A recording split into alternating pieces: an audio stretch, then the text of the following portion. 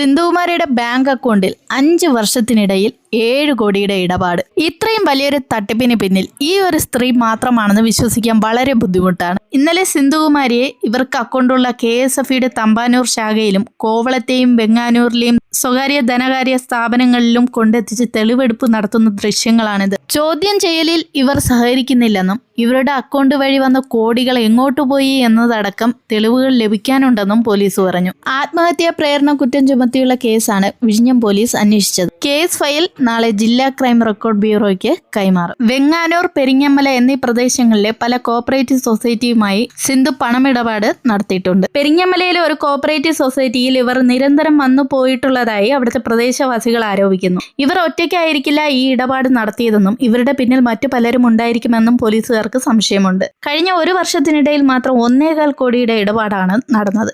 ഈ കാലയളവിലാണ് ആത്മഹത്യ ചെയ്ത പെൺകുട്ടികളിൽ നിന്നും സ്വർണം തട്ടിയെടുത്തതെന്ന് പോലീസ് പറഞ്ഞു. പ്രതിക്കെതിരെ ഇന്നലെ ലഭിച്ചതുൾപ്പെടെ 21 പരാതികളാണ് വിഴിഞ്ഞം സ്റ്റേഷനിലുള്ളത്. 78 പവൻ തട്ടിയെടുത്തതായി ഒരു വീട്ടമ്മ നേമം സ്റ്റേഷനിൽ പരാതി നൽകിയെന്ന് പോലീസ് പറഞ്ഞു. KSFയിലെ ചിട്ടിത്തട്ടിപ്പുമായി ബന്ധപ്പെട്ട് 2 യുവാക്കളും ഇന്നലെ പരാതി നൽകിയിട്ടുണ്ട്. മറ്റ് അക്കൗണ്ടുകളെല്ലാം പരിശോധിച്ച് വരികയാണ്. നമ്മുടെ സമീപ പ്രദേശങ്ങളിൽ ആർക്കെങ്കിലും ഇവരുമായി എന്തെങ്കിലും തട്ടിപ്പ് നടന്നിട്ടുണ്ടെങ്കിൽ നിങ്ങൾ ദയവായി അടുത്തുള്ള സ്റ്റേഷനിൽ അറിയിക്കുക.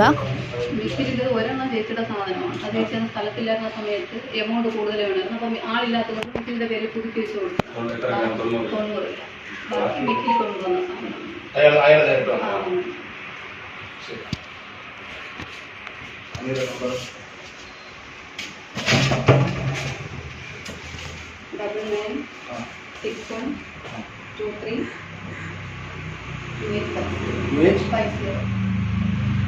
സംശയം ഈ ഇരിക്കുന്ന ഈ പറയുന്ന സ്വർണ്ണാഭരണങ്ങൾ നിങ്ങൾ ഇവിടെയാണ് സൂക്ഷിക്കുന്നത്? വേറെ മറന്നു വെച്ചിട്ടുണ്ടോ? ഇല്ല, സാധനം ഹെഡ് ബ്രാഞ്ചിലാണ് ഇവിടെ ലോക്കറുണ്ട്.